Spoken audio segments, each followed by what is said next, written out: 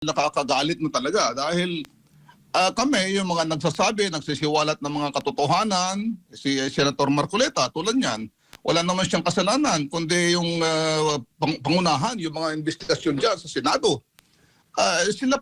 Siya pa, ako pa, ang kinakasuhan ngayon. Samantalang yung mga dapat na nagnakaw ng darambong at yung mga talagang nasamantala dyan sa ating mga mamamayan, yun dapat ang inuuna nilang kinakasuhan at kinukulong. Yun ang masakit doon.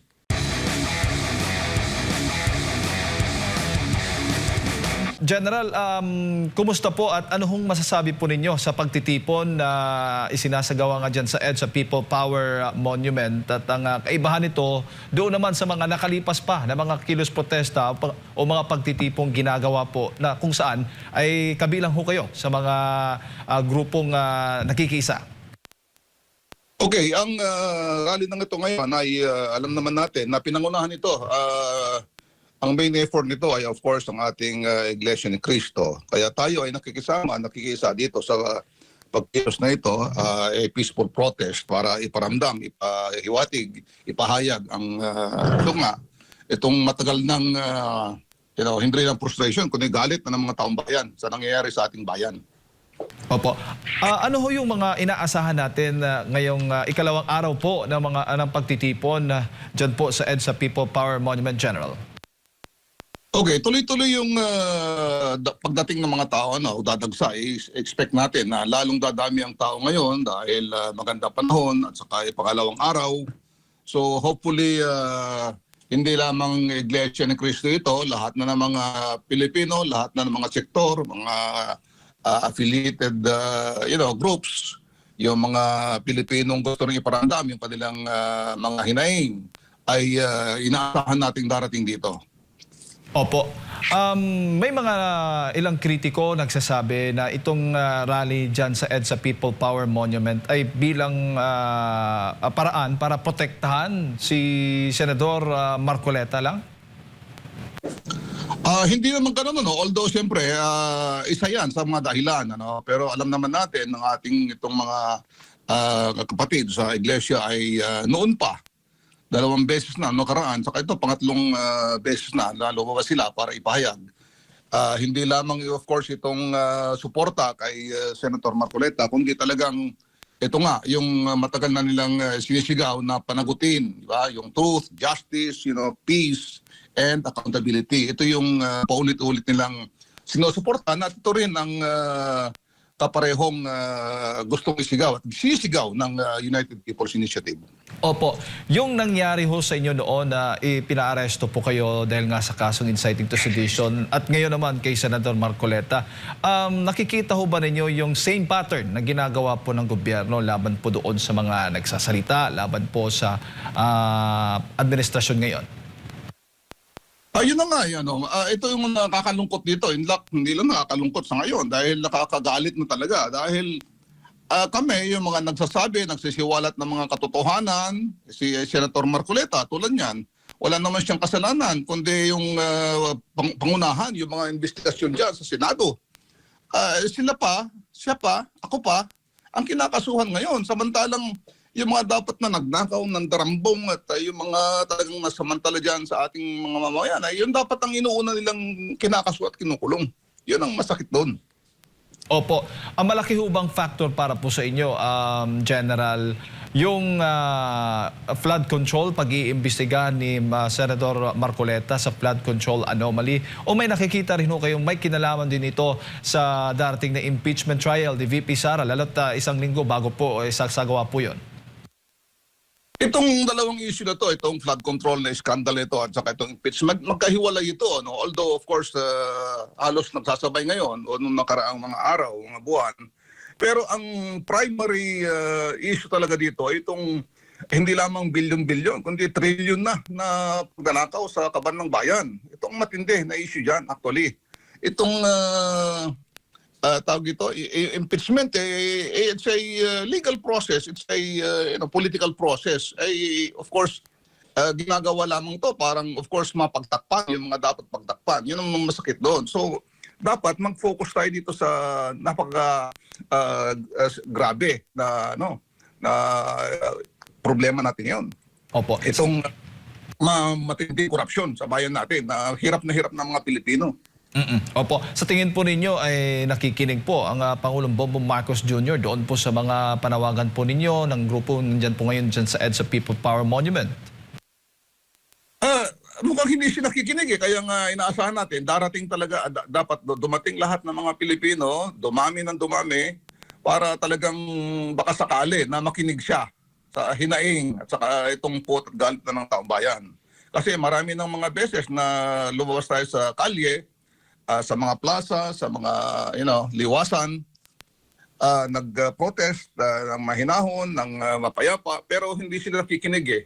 Bagkus, ginagawang pangharas, pananakot, sa mga tulad ni Senator Marcoleta na nagpapahayag ng katotohanan at gustong malaman ang buong katotohanan sa iskandal ng flood control corruption na ito. Opo, lalo't simula ngayong araw hanggang July 4 ay nasa Canada po ang Pangulong Bongbong Marcos. State visit po niya doon, General. Ano naman po ang tingin ninyo dyan? Ayun nga napakalaki ng problema natin sa bayan. Lugmok na babagsak na yung bayan natin. Galit na galit ng mga Pilipino, mga taong bayan eh. Bakit pa inuuna yung mga biyahe-biyahe na ganyan na pwede namang yung mga cabinet na lang, wala nang sa mga nami-dami mga state visits sa abroad. Wala namang napapala ang Pilipino kundi mga pangako eh. Wala namang nagkakatotoo. So dapat pag-focus ng presidente dito sa matinding korupsyon, ito sa malaking problema natin sa bayan natin. Opo. Patuloy ho ba kayong naninindigan doon sa panawagan po ninyong dapat po ay umalis na sa pwesto ang Pangulong Bongbong Marcos Jr.? Opo. Dahil nung una, hindi namin sinisigaw yan, pero ito, lumalabas na mga ebidensya, lumalabas na siya ang sangkot, hindi lang sangkot, siyang parang pinakamataas na namumuno. Parang ganun eh. So, dapat, kung meron siyang, naiiwan pang sa kanyang, dapat umalis na siya dyan. Ipaubayan na dapat mag-take over na ayos sa konstitusyon. Opo. At naniniwala ho kayo, General, na sa pamamagitan ng peaceful rally na tulad na ito ay ang sagot para po doon sa inyo pong panawagan na yan?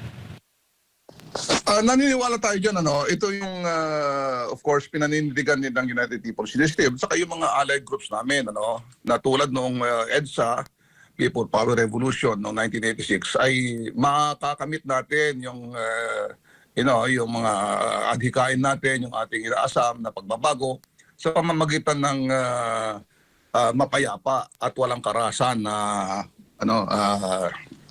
sistema. Ayaw natin na may nasasaktan, ayaw natin na may namamatay, ayaw natin yung may napiperwisyo. At ang UPI ay hopeful, umaasa na makakamit natin yung ganong adhikain natin. Opo. May nakikita ho ba kayong malaking banta rin na lalo't simula kahapon naka-heightened alert na po yung mga otoridad, ang paligid nga ng Malacanang mismo ay isinara na at naglagay na po ng mga container vans po doon. Ano pong tingin at dating po ninyo hinggil dito? Of course, normal lang sa gobyerno yan, normal lang sa police, sa AAP na as the heightened yung alert, malakas ang tension ay of course magkakaroon sila ng red alert niya tulad ng armed forces at saka yung mga police. So okay lang yan, Pero sana sa paggawa nila ng mga heightened alert diyan ay wag nilang pigilan yung mga taong bayan. Diba? Wag nilang gawan ng dahas dahil nasa konstitusyon naman natin nasa batas naman natin na ang mga taong bayan ay libre magpahayag ng kanilang mga hinaing, redress of grievances against government, especially now, massive and systematic corruption. Dapat wag nilang pipigilan, wag nilang gagawa ng dahas sa pag-implement ng mga gusto nilang mga batas na implement. Yun lamang. Opo. Pero may mga reports po ba kayo natatanggap din, General, na may ilang grupo o yung mga gustong lumahok po dyan sa EDSA People Power Monument ang naharang papunta po dyan mismo sa EDSA People Power Monument? Yun na nga sana itong mga kapulisan natin, okay, may utos sa kanila. Pero sana Wag namang pigilan gawan ng mga kung ano-anong mga violation mga driver diyan o yung mga violation ng mga papeles ng mga truck, mga bus para lang mapigilan na hindi mag-attend yung mga tao. Ito ay isang pangharas at pananakot. Dapat hindi nila ginagawa 'yun. Ipatupad lang nila na walang karahasan, maayos yung mga rally, pero sana wag nilang pipigilan yung mga tao magpahayag ng kanilang mga damdamin. Okay? So ngayon, may lumalabas na mga reports na may mga grupo talaga na gustong samantalahin ito, maghasik sila ng kaguluhan, ng mga karahasan, para, of course, ang sinasabi nila, may rason ang armed forces, may rason ang police, ang may rason ng gobyerno na mag-declare ng martial law. Sana naman ay walang ganun na plano ang gobyerno natin. Opo, opo. Siguro, General, inyo pong mensahe sa lahat po ng ating mga kababayan nanonood at nakikinig po sa inyo sa mga oras na ito. Kaugnay nga dyan sa sinasagawang pagtitipon sa EDSA People Power Monument. Sa lahat ng ating mga kababayan, ang United People's Initiative po ay nakikiusap sa inyo. Ito na yung pagkakataon po natin na ihayag ng libre nang walang pagtingkim yung ating mga damdamin. Sumama po tayo dyan sa EDSA. Sumahan po natin ang Iglesia ng Cristo. Sila po ang nangunguna dyan. Lahat po ng mga kaparehong adikain ay inaasahan po natin na dadalo ngayon. Ito na po ang pagkakataon. Maganda po ang panahon at makulimlim. At marami po tayo dyan. Magkita-kita po tayo dyan para ipahayag natin ang ating hindi lang pagkamuhi, kundi itong galit natin sa mapayapang pamamaraan, ang ginagawa ng mga pamunuan natin, matinding korupsyon. Panagutin po natin sila.